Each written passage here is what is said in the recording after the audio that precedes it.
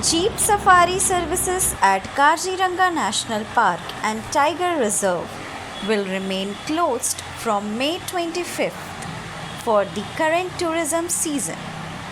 The decision was taken due to continuous rainfall and worsening road conditions inside the park.